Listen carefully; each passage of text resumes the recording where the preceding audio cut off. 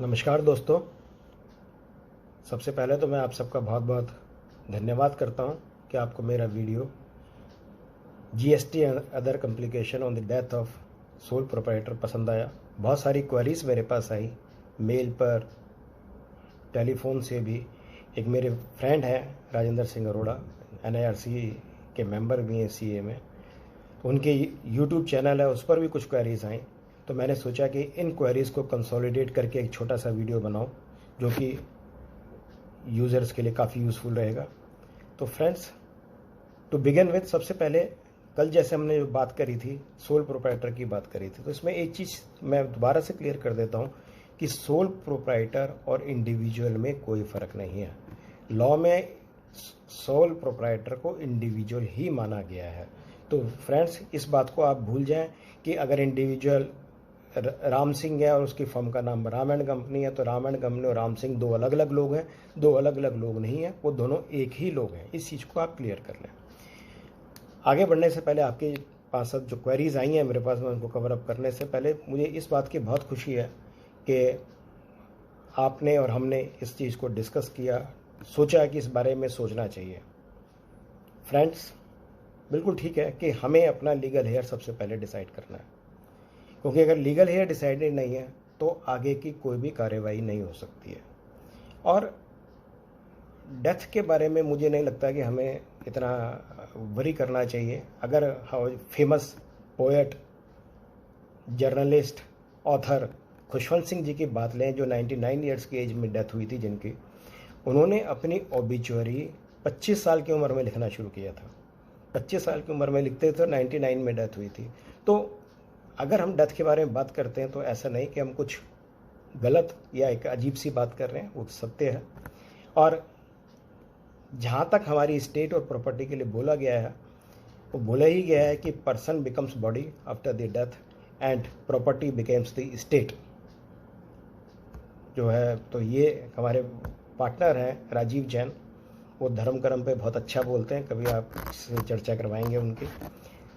तो फ्रेंड्स, आपके कुछ क्वेरीज हैं, उन्हीं को लेते हैं। सबसे पहली क्वेरी एक फ्रेंड ने लिख के भेजी है कि क्या सोल प्रोप्राइटर एक ऑथोराइज सिग्नेटरी अपॉइंट कर सकता है? Answer is yes, why not. He certainly add his legal heir as authorise signatory. But जो हमारा जीएसटी एक्ट है उसमें एक प्रॉब्लम है, उसमें authorise signatory can not sign the return and documents. तो रिटर्न एंड डॉक्यूमेंट जितने भी हैं वो सब के सब जो साइन होंगे वो सोल प्रोप्राइटर साहब खुद ही करेंगे। लॉ में सिर्फ दो ही एक्सेप्शन दी गई हैं कि या तो सोल प्रोप्राइटर साहब इंडिया से बाहर हों या फिर वो मेंटली इनकैपेसिटेड हों, तो ही उन दो सर्कमस्टांसेस में ऑथोराइज सिग्नेटरी साइन कर सकता है, इसके अलावा नहीं कर सकता। तो इसलिए फ्रेंड्स, ऑथोराइज सिग्नेटरी तो बन जाएंगे लेकिन वो रिटर्न या किसी और डॉक्यूमेंट्स पे साइन नहीं कर पाएंगे। एक दूसरा क्वेश्चन पूछा गया, वो पूछा गया कि अच्छा चलिए ऑथोराइज सिग्नेटरी नहीं बना सकते तो क्या मैं अपने लीगल हेयर को पार्टनर बना सकता हूँ? Yes, why not. You before we proceed further, friends, ये आप जरूर देख लीजिएगा कि किनको, अगर आपके एक से ज़्यादा लीगल हेयर्स हैं तो आप किनको लीगल हेयर्स बना रहे हैं। सब कुछ अमिकेबली रहे, कोई आपस में डिस्प्यूट ना हो, क्योंकि डिस्प्यूट होने के बाद सब कुछ गड़बड़ हो जाता है। तो इसलिए जो भी आप लीगल हेयर को पार्टनर बनाना चाहते हैं बिल्कुल बना सकते हैं, लेकिन ये जो पार्टनर आप ऐड करेंगे that will be treated as change in the constitution under section 29, और उसके हिसाब से आपको कैंसिलेशन करवाना पड़ेगा। और कैंसिलेशन यानी कि फर्म, पुरानी फर्म ख़त्म होगी, कैंसिल होगी, डी रजिस्टर्ड होगी और नई फर्म खुलेगी। तो वो सारे के सारे स्टेप्स जो हमने 3 स्टेप्स कल वो डिस्कस करे थे, वो तीनों के तीनों स्टेप्स चलेंगे कि नई फर्म का रजिस्ट्रेशन होगा, ITC 02 फाइल होगा और पुरानी फर्म का कैंसिलेशन होगा। तो ये तीनों के लिए अगर आप तैयार हैं तो आप बिल्कुल कर सकते हैं, और करना भी चाहिए। एक उससे एक कंटिन्यूटी बनी रहती है। एक क्वेश्चन और पूछा गया कि क्या मैं अपनी प्रोप्राइटरशिप को प्राइवेट लिमिटेड कंपनी में कन्वर्ट कर सकता हूँ, कि अपने बेटे को ऐड कर लूँ या अपनी वाइफ को ऐड कर लूँ? सर्टेनली आप कर सकते हैं, आप पूरा का पूरा एक प्रोप्राइटरशिप को कर सकते हैं। बट लेकिन फ्रेंड्स, ये भी एक तरह से ट्रांसफ़र ऑफ बिजनेस ही माना जाएगा, और ट्रांसफ़र ऑफ बिजनेस में आपको वही 3 स्टेप, रजिस्ट्रेशन, ITC 02 और कैंसिलेशन, ये तीनों के तीनों फॉलो करने पड़ेंगे। और अगर ऑथोराइज सिग्नेटरी नहीं है, तो वरना वो यहाँ पर तो डेथ की हम बात ही नहीं कर रहे हैं। यहाँ पर तो बड़ा क्लियर है कि आप प्राइवेट लिमिटेड कंपनी बनाएं और ये तीनों के तीनों स्टेप को फॉलो करें। It will be treated as a transfer of business. एक और क्वेश्चन पूछा गया फ्रेंड्स कि मान लीजिए एक पार्टनरशिप फर्म है जिसमें 2 पार्टनर हैं। 2 पार्टनर में से एक पार्टनर रिटायर होने के साथ वो कहते हैं कि मैं अब रिटायर होना चाहता हूँ, आप मेरे लीगल रिप्रेजेंटेटिव को, लीगल हेयर को आप एक दूसरा पार्टनर बना दीजिए।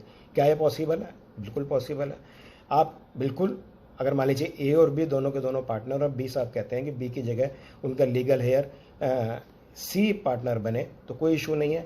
लेकिन इसमें आप ध्यान रखें कि पहले सी को पार्टनर बनाएं और फिर उसके बाद बी साहब उसमें से एग्जिट करें। अगर दोनों के दोनों एक दिन में हो गया तो आपके साथ प्रॉब्लम आ सकती है। बड़ा इस चीज़ को आपको नोट करके रखना है कि फर्म जो है प्रोप्राइटरशिप एक दिन के लिए भी ना बने। अगर मान लीजिए आपने 31 तारीख को बी निकल गए और सी आ गए तो कोई बात नहीं है। अगर 31 तारीख को बी निकल गए और सी जो एडमिट हो रहे हैं 1 तारीख को हो रहे हैं तो एक दिन के लिए प्रोप्राइटरशिप बन जाएगी। तो आपको इस चीज़ को अवॉइड करना है।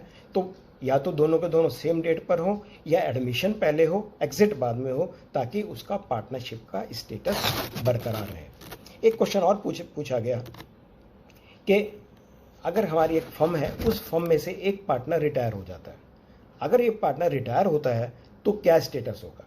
फ्रेंड्स, अगर एक पार्टनर रिटायर होता है तो ये इमीडिएटली सोल प्रोप्राइटरशिप बन जाएगी। और सोल प्रोप्राइटरशिप बन जाएगी तो जैसे हमने कहा वो तीनों के वो सारे के सारा प्रोसेस वही है, नया registration, cancellation would also be required. इसका एक प्लानिंग के तरीके से हो सकता है कि मान लीजिए ए और बी की पार्टनरशिप फर्म है और बी रिटायर होना चाहते हैं amicably without adding his son, और उसके बाद से ये ए साहब की फर्म रह जाएगी। तो ए साहब चाहें तो मिसिस ए को अपने साथ पार्टनर बना लें, मिसिस ए को मिस्टर बी बाद में एग्जिट करेंगे, मिसिस ए पहले पार्टनर बनेंगे, तो पार्टनरशिप का स्टेटस बरकरार रहेगा और उसके बाद वो चलते रहें। क्वेश्चन आता है कि जी इनकम टैक्स में तो प्रॉब्लम आ जाएगी। इनकम टैक्स में कोई प्रॉब्लम, इनकम टैक्स आपको ये नहीं कहता है कि आप अपनी वाइफ को पार्टनर ही बना सकते हैं। इनकम टैक्स के प्रोविजन सिर्फ ये है कि वाइफ की इनकम हस्बैंड की इनकम में क्लब हो जाएगी, हो जाने दीजिए। आप भी तो चाहते हैं कि सोल प्रोप्राइटर बनना, और सारी इनकम आपके पास क्लब हो जाएगी तो कोई इशू नहीं है।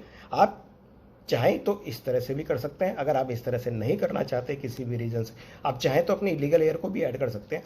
तो अगर आप इस तरह से नहीं करना चाहते हैं तो नया नंबर लेना पड़ेगा, नया रजिस्ट्रेशन लेना पड़ेगा, पुराने का कैंसिलेशन होगा। This will also be treated as transfer of business.